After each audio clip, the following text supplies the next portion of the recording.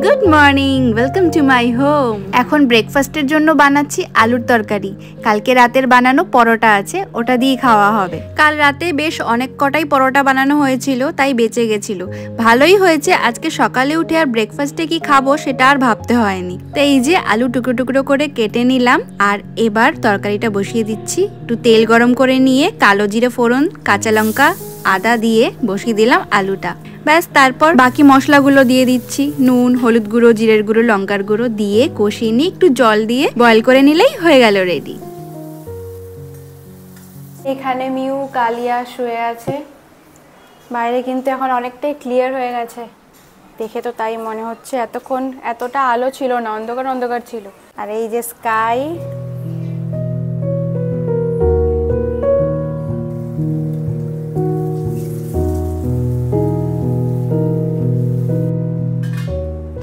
পেয়েছো মাছ?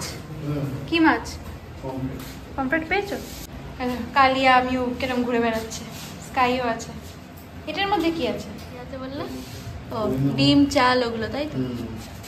Breakfast ready, এখন breakfast করে নিই, তারপর রান্নার দিকে চলে যাব।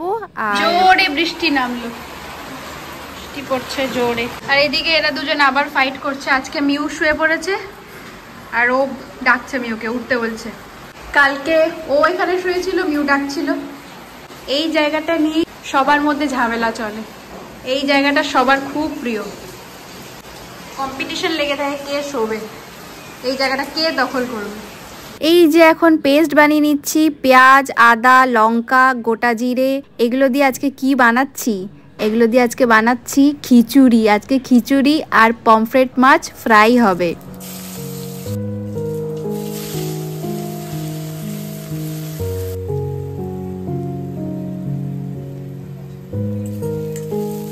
খিচুড়িটা কিন্তু আমি গোবিন্দভোগ চাল আর মুগ ডাল দিয়ে বানাচ্ছি। গোবিন্দভোগ চাল দিয়ে খিচুড়ি বানালে কিন্তু দারুণ টেস্টি হয়, এটার অ্যারোমাটাই এতটা সুন্দর হয়। তাই খিচুড়ি বানাতে গেলে গোবিন্দভোগ চালেরই ইউজ করি মেইনলি।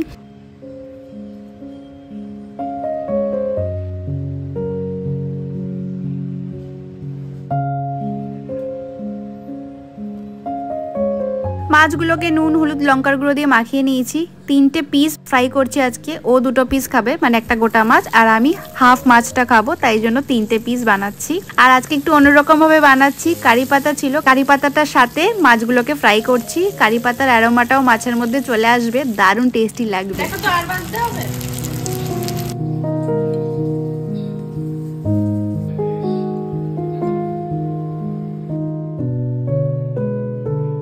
লাঞ্চ ফিনিশ করে আমি আর মিউ চলে এসেছি ছাদে। ছাদ ভেজা, গাছটা পড়ে গেছে হাওয়াতে, মনে হয় এত বড় হয়ে গেছে তো ভারটা সামলাতে পারছে না, পেকে গেছে। এই যে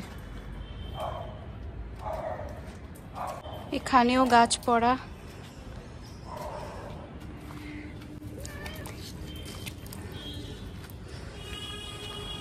এই যে আমাদের ছোট্ট মিউ বসে আছে,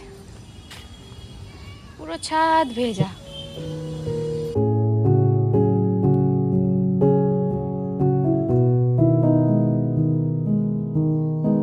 আজকে পুরো ছাদ ভেজা বলে কোথায় বসবে বুঝতে পারছে না।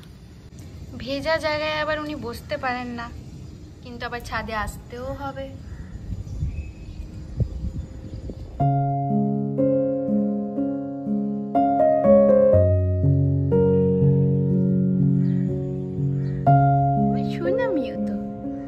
চলে আসো, ওদিকে যায় না, ভিজে গেছে পা। যা লেজ ভিজে গেল, জলের মধ্যে লেজটা পড়ে গেছে। Good evening. স্কাই ঘুমোচ্ছে, সবাই ঘুমোচ্ছে, বাইরে হচ্ছে এখনো বৃষ্টি। আর আমি চা বানিয়ে নিয়ে এলাম সন্ধ্যেবেলার। এই যে মিউ এখানটা উঠে বসলো, আর কালিয়া এখনো ঘুমোচ্ছে। এখন আমরা চা খাবো, আর চাটা খাওয়ার পর ও চলে এলো এখানে বানাতে চিকেন তন্দুরি। অনেকদিন পর আজকে খাওয়ার ইচ্ছে হলো আমাদের দুজনেরই, তাই ফটাফট করে চিকেন এনে বেশিক্ষণ ম্যারিনেট না করেই আজকে তন্দুরিটা বানানো হচ্ছে, কেন কি এক্ষুনি আমাদের খেতে ইচ্ছা হয়েছে আর এক্ষুনি বানাতে হবে। স্কাই এটার মধ্যে বসলে এমন ভাবে ঢুকে যায় ভেতরটায়, দেখা যায় না, ছোট্ট, এতটাই ছোট্ট। ওরা বসলে দূর থেকে দেখা যায়, স্কাই বসলে একদম ভেতরটায় ঢুকে যায়।